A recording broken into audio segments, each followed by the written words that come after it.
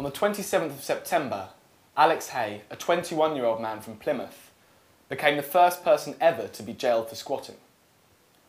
Squatting in a residential premises became a criminal offence on the 1st of September.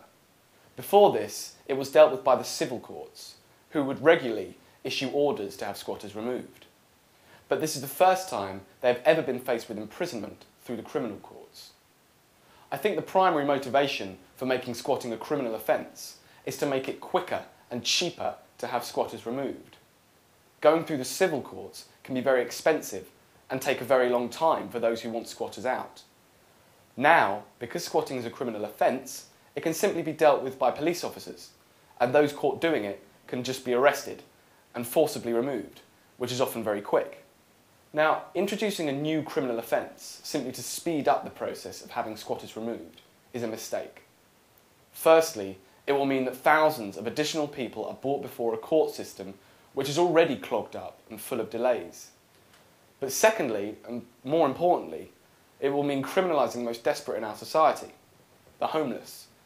There is an abundance of evidence that homelessness has increased since the onset of the current housing crisis. Punishing someone for seeking shelter where there are no other options available to them is both dispassionate and disproportionate.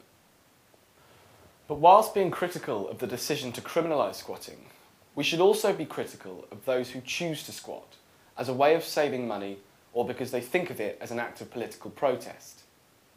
While many say that these squatters are rare, the data suggests that only around a third of London's squatters are actually homeless, suggesting the other two-thirds have other housing options available to them. Whilst it is true that squatting is a desperate last resort for some people, we have all heard of stories of people squatting in London because they want to save money or because they feel that the economic crisis has left them with no other choice. In fact, when you take a step back from this argument, it is truly bizarre. Today you have a whole section of young people arguing that because the government has failed to deliver them decent housing, that they should be able to take a holiday from participating in normal social life and effectively pretend they are homeless for the purpose of saving some money. Notwithstanding that people in their 20s throughout the 21st and 20th centuries have lived hand to mouth, with most of their wages taken up by rent and related expenses each month, a section of today's young people seem to see this existence as beneath them. Working in jobs they don't want to do in order to establish oneself with a space of one's own is seen as a dirty compromise with a society that has let them down. I think the argument driving many young people to squat today is effectively, society has done nothing for me, so why should I take part in society? This argument is driven by a juvenile sense of entitlement, which makes the majority of squatters today a little like the rioters from last summer. As with the rioters, squatters think that because they have not been provided with adequate housing, they should be able to take inadequate housing in the form of squats, regardless of the social consequence.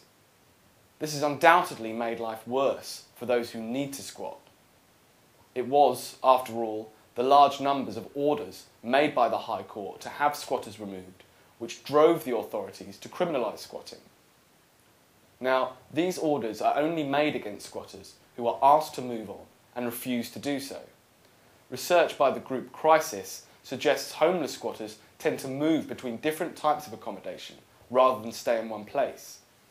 Therefore, it is those more well-to-do squatters, those who settle in a property and refuse to leave, who have driven the process of criminalisation.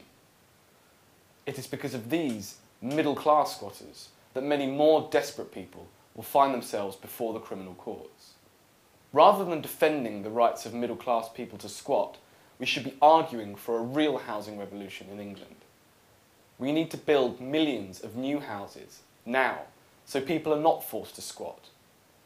But more importantly, we also need a generation of young people willing to fight for decent housing for all, rather than simply looking after number one by shacking up in someone else's home.